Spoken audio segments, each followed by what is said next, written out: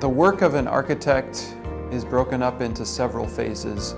We don't go straight for the full set of details that you need to build the building on day one. Usually it's a multi-step process over several months, and the first step in that process is schematic design. The word scheme implies we're coming up with the big ideas that are going to drive the project forward.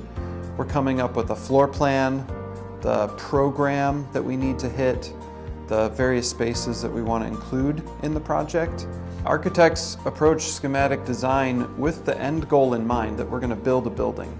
So the decisions we make impact the logistics of that construction.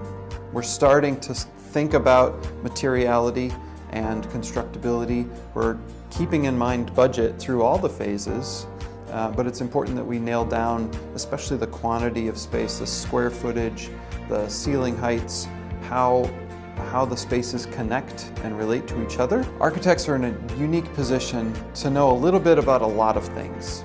So we understand enough about mechanical systems, electrical systems, structural design, ecological design, site design, so that we can synthesize all those things together. So even as we move into schematic design, where we're thinking at a pretty high level about how the building lays out on the site, how the spaces are arranged, we're keeping in mind those other things that are coming down the road. In the future phases of design, we'll incorporate engineers and other consultants to help us refine and define the various systems of the building.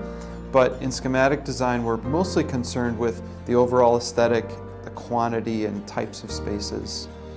At the end of schematic design, how the building lays out. We'll also have a good sense of the aesthetic, certain key spaces.